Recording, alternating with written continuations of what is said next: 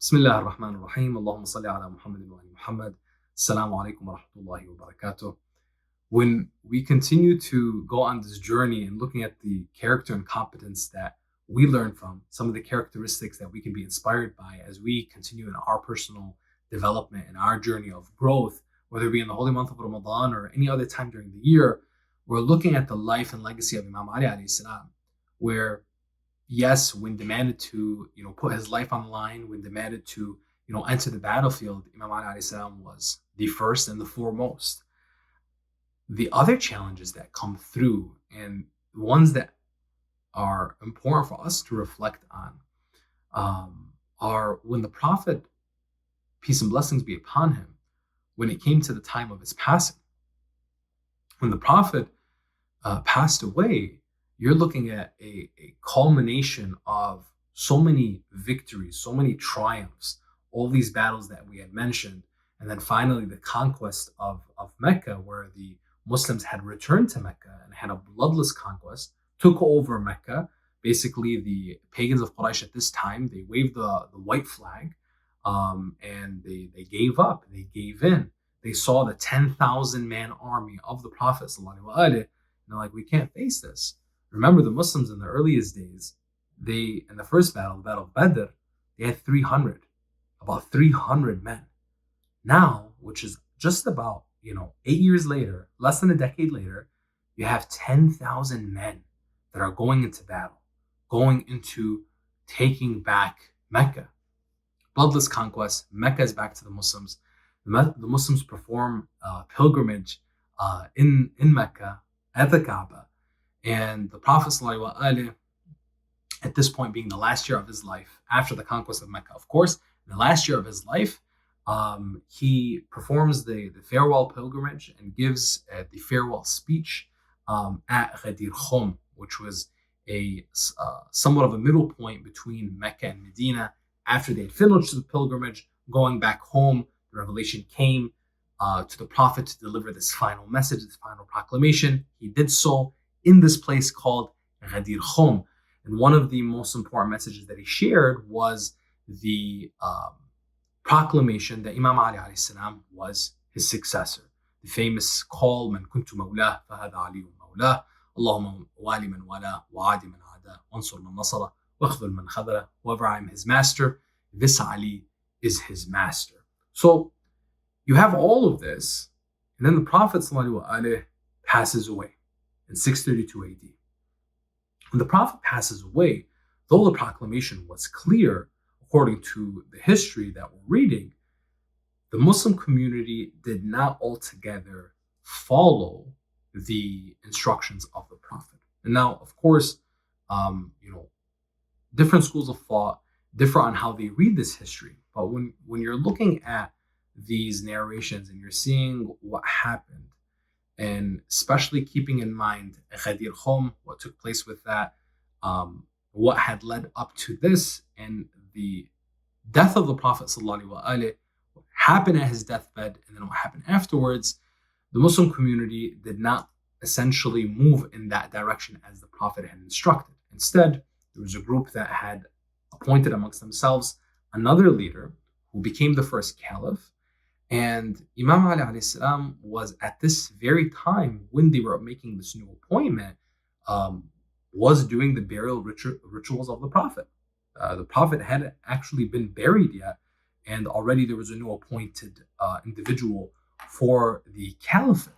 Now, again, this is a very sensitive time in Muslim history, and it's important to realize when we're looking at the character and competence of the Imam, again, and drawing inspiration and lesson from it, we're not here looking at a historical analysis or even a theological analysis of what's right and what's wrong. That's already established. What we're doing here is saying, how did the Imam, given all of these challenges, how did he interact and engage?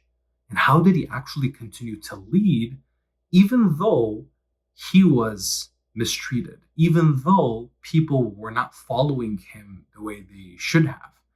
The Imam alayhi salam focused on something that was essential for us to keep in mind, which was so long as the affairs of the Muslims are honored and protected, and so long as the transgression is not against anyone other than me in my personal capacity, I will do what the Muslims do. And the reason why the Imam kind of took this position was he wanted to protect Islam.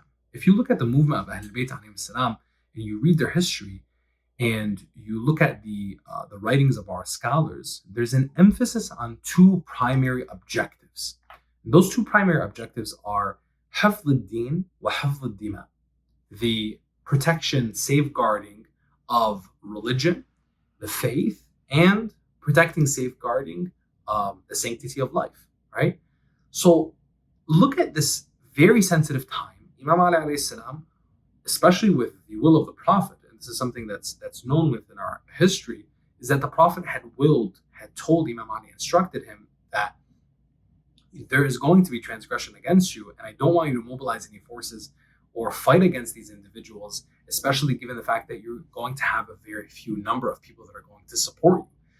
And the understanding here from this is what we understand from our scholars, that Islam was too young, too much in its infancy, that any kind of mobilization on Imam Ali's part, even if he desired it, which of course the Imam is not desiring anything but the will of the Prophet, the will of God ultimately, it would have destroyed Islam. And this is so important for us to realize within our context, because when you're looking at leadership and you're looking at the hard decisions that need to be made in our lives, in our spaces, something may not necessarily be popular, may not necessarily be maybe what you would initially expect, because hey, it's not right. It's not right for them to do that. But sometimes you're demanded to look at the bigger picture. In fact, not sometimes, but all the time, you have to be looking at the bigger picture. And for Imam Ali alayhi salam, the bigger picture was protecting Islam and protecting and safeguarding the blood and sanctity of people. Because, again, like we said, this was a very sensitive time. There was a power play. There was a power struggle, if you will, during this time. And Imam Ali alayhi salam was not willing to risk anything being, any person being hurted, or any person being hurt, or Islam ultimately being hurt by this. So he sacrificed his own personal rights. He stayed in the background, but continued to play an instrumental role in making sure that things wouldn't go too far left or too far right. So much so that even the second caliph, who would come into power just 2 years and a few months after the first caliphate, would say, if it were not for Ali, I would have perished. And the reason for that is Imam Ali alayhi salam was essentially an advisor nearby, making sure that things were at least on the very bare minimum to protect Islam. So we see from this, and something that we need to continue to reflect on and think about and ponder on, is how important it is for us to see the bigger picture of our faith, the bigger picture of our role in protecting that faith, whether it be looking at our history and or looking at our modern time and our context today.